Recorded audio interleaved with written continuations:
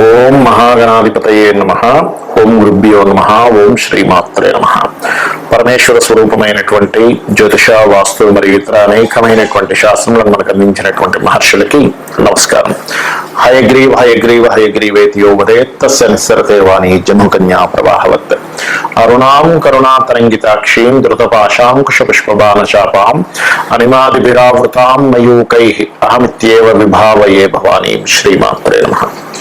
ప్రేక్షకులకి ఆ లలితాంబిక అమ్మవారి యొక్క అనుగ్రహం పరిపూర్ణంగా కలగాలని మనస్ఫూర్తిగా కోరుకుంటూ మనం ఈరోజు చెప్పుకోబోయేటువంటి టాపిక్ ఏమిటి అంటే, మనకి ఏదైనా ఒక గొప్ప విషయం జరిగే ముందు అమ్మవారు చిన్న చిన్న సంకేతాలతో మనకి చెప్తూ ఉంటుంది.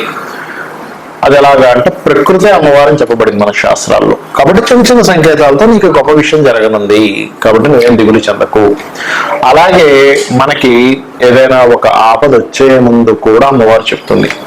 కాబట్టి ఈ సంకేతాలు అసలు ఎటువంటివి వచ్చినప్పుడు ఎటువంటివి జరగనున్నాయి, ఒకవేళ నిజంగా మనకి ఏదైనా చిన్నపాటి ఆపద వస్తుంది అన్నప్పుడు దానికి మనం దాని నుంచి బయటపడడానికి ఎటువంటి వాడికి అమ్మవారి నామంలో ఏ నామం చేసుకొని, లేకపోతే ఏ దానం ఇచ్చి, గోవుకి ఏ తినిపించి మనం ఆ యొక్క ఇబ్బంది నుంచి బయటపడవచ్చు అనేటువంటి విషయాలు మనం ఒక్కొక్కటిగా తెలుసుకుందాం.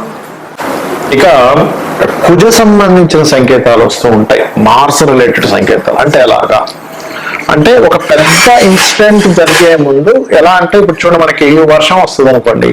వర్షం వచ్చే ముందు ఏం చేస్తుంది, మేఘాలు వస్తాయి, చల్లటి గాలి వస్తుంది, కొంచెం లైట్ చినుకులు కూడా పోవడం జరుగుతుంది. అదే సడన్ గా పడిపోదు, సడన్ గా మేఘాలు వచ్చావు కదా, స్లోగా మార్పులు వస్తుంటాయి. దాని ప్రకృతిలో పక్షులు దాన్ని పట్టుకుంటాయి. పక్షులు, కొన్ని జంతువులు దాన్ని ఆ సంకేతాన్ని అర్థం చేసుకుంటాయి. కొన్ని భూకంపాలు వచ్చేటప్పుడు కూడా కొన్ని జంతువులు ఎలా అర్థం చేసుకుంటాయి, కొన్ని జీవరాశులకు ఎలా అయితే చాలా సూక్ష్మ బుద్ధి అర్థమవుతుందో, అలాగే నిమిత్తంలో కూడా కొన్ని చెప్పారు. అది ఎలా అంటే, మార్స్ రిలేటెడ్ సంబంధించిన, అంటే కుజ సంబంధించిన దోషం మీకు బాగా ఎక్కువగా ఉంది మీ జాతకంలో ఉన్నప్పుడు సంకేత రూపంలో చెప్తూ ఉంటుంది. ఎలాగా అంటే, మీరు ఏదైనా ఇప్పుడు ఏదైనా చేస్తున్నారు అంటే, ఉదాహరణకి మీ ఇంట్లో పూజ చేస్తున్నారు. పూజ చేసేటప్పుడు సంథింగ్ అక్కడ దీపం వెలిగించేటప్పుడు, లేదా హారతి ఇచ్చేటప్పుడు, లేకపోతే అక్కడ ఏదైనా ఒక మంగళ సంబంధించి, అంటే అగ్నికి సంబంధించింది ఏదైనా ఒక దోషం జరిగింది. సంథింగ్ ఈజ్ మీ జాతక చక్రంలో కుజుడికి సంబంధించింది ఏదో అక్కడ ఈ మధ్య కాలంలో DBS లో ఎక్కడో నెగటివ్ గా స్టార్ట్ అయిందని అదొక చిన్న సంకేతం అన్నమాట. బాగా అన్నదమ్ములు చక్కగా ఉన్నారు, కానీ అన్నదమ్ములు ఎంతో బాగుండి కూడా తమ్ముడితో, అన్నతో ఏదో సంథింగ్ తెలియనటువంటి ఒక చిన్న మిస్అండర్స్టాండింగ్ స్టార్ట్ అయింది అనుకుందాం. అప్పుడు ఏమిటి అంటే, దాని అర్థం ఏమిటంటే, అక్కడ కూడా సంథింగ్ బ్రదర్స్ కి వీళ్ళ కారకుడు కుజుడు అనమాట. సో అందుకనే ఎవరి జన్మజాత చక్రంలో అయినా కుజుడు పాడేయాడు అనుకోండి, ఏం చెప్తాం, కాబట్టి కొంచెం మీ అన్నదమ్ములతో అనవసరమైన గొడవలు వస్తున్నాయి, కొంచెం మీరు జాగ్రత్తగా ఉండాలి, ఎక్కువ ర్యాష్గా వెళ్ళకండి, అది మీ జాతక చక్రంలో ఉండేటువంటి ప్రారంభ కర్మ, ఈ కర్మ వల్ల ఇట్లా అవుతూ ఉంటుంది. సో కొంచెం వీలైనంత మట్టుకు జాగ్రత్తగా, ఎక్కువగా ఎమోషన్ గా ఇదైపోకుండా, బాధపడకుండా అట్లాంటి గైడింగ్స్ అనేవి ఇస్తూ ఉంటాం. అలాగే స్వప్న రూపంలో కూడా ఈ కుజుడికి సంబంధించినవి నెగటివ్ వచ్చేటప్పుడు స్వప్న రూపంలో ఇండికేట్ చేస్తూ ఉంటుంది. అయితే అందరికీ ఇండికేట్ చేయాలని రూల్ లేదు, ఎందుకంటే అది ఎక్కువగా పంచమ స్థానం బాగున్న వాళ్ళకి ఎక్కువ ఇండికేషన్ జరుగుతూ ఉంటుంది. అదేమిటి, ఎలాగా అని చెప్పి చూసుకున్నట్లయితే, స్వప్న రూపంలో ఒక్కోసారి కుజుడు సంబంధించిన ప్రభావం బాగా ఉందనుకోండి, ఏదో పెద్ద మంటలు వచ్చినట్టుగా ఒక స్వప్నం వస్తుంది, లేదా అప్పటి వరకు ఎలుగుతున్నటువంటి కాగడ టప్మని ఆరిపోయినట్టు కానీ లేనట్లయితే,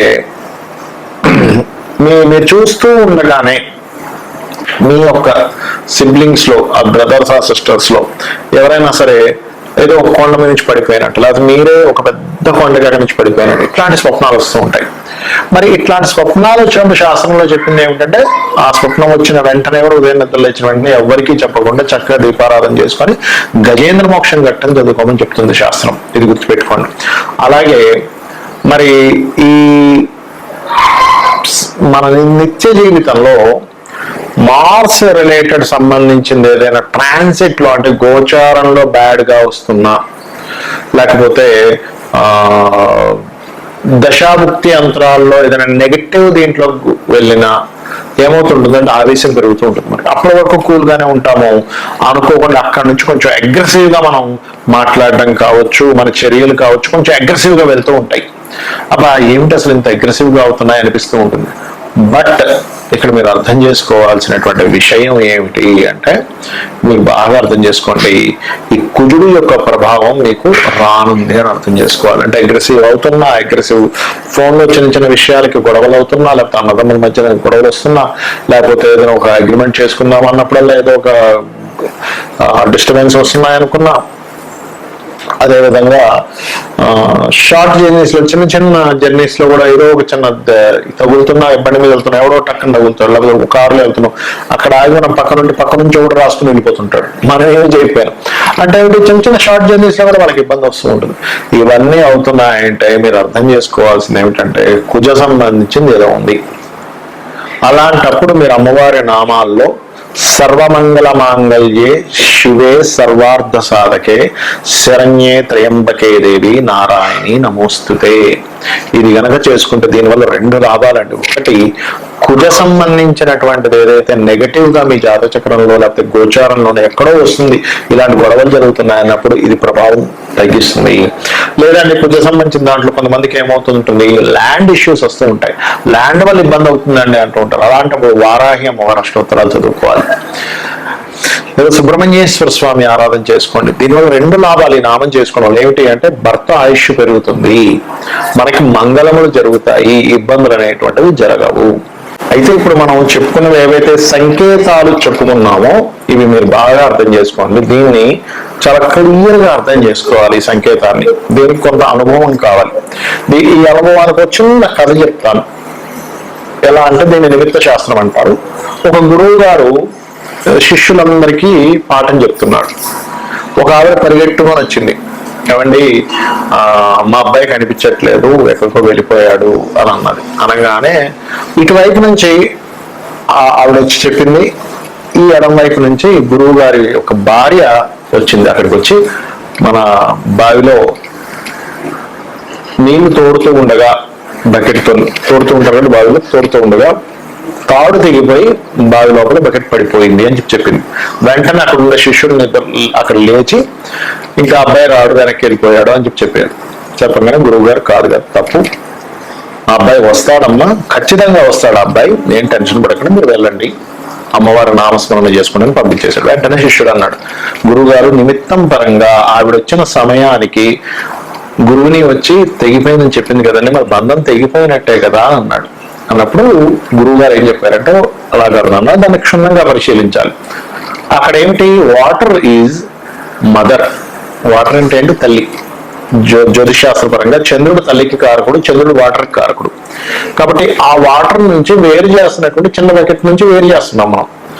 వాటర్ నుంచి కొంచెం తీసుకుని ఆ చిన్న బకెట్ లో ఉన్న వాటర్ పిల్లడు అనుకుందాం కాసేపు, అందులో నుంచి వేరు చేస్తున్నటువంటి బకెట్ ఏదైతే ఉందో తాడు తెగడం ద్వారా మళ్ళీ వీళ్ళు అందులోకి కలిసిపోయింది, వేరు అవ్వకుండా. ఆవిడ వచ్చి మా పిల్లడు కనిపించట్లేదు, ఎక్కడికి వెళ్ళాడు అని అనుకున్నది. కానీ ఇక్కడికి వచ్చి ఈవిడ చెప్పింది గురువుని, ఏమని, మళ్ళీ వెళ్ళి దానిలోనే కలిసిపోయే వాటర్ అంటే ఏమిటి, వాటర్ లో వాటర్ కలిసిపోయింది కాబట్టి పిల్లవాడు వచ్చి తల్లితో కలుస్తాడనేటువంటి చెప్పాలి, కానీ తెగిపోయిందని చెప్పకూడదు. ఒకవేళ ఏదైనా ఒక పర్సన్ వచ్చి వాళ్ళ జీవిత భాగస్వామి దూరంగా వెళ్ళిపోయింది అని అన్నప్పుడు మాత్రమే తెగిపోతుందని చెప్పాలి. ఎందుకంటే భార్యాభర్తల సంబంధం అనేటువంటిది ఒక బకెట్ ఒక తాడు కలిస్తే నీళ్ళు తీసుకోగలం. సో ఆ రిలేషన్ తెగిపోయింది అక్కడ, కాబట్టి అక్కడ తెగిపోయిందని చెప్పాలి, ఈ కేసులో కలుస్తారని చెప్పాలని చెప్పని ఆ గురువు గారు ఆ అబ్బాయికి అలా చెప్తాడు.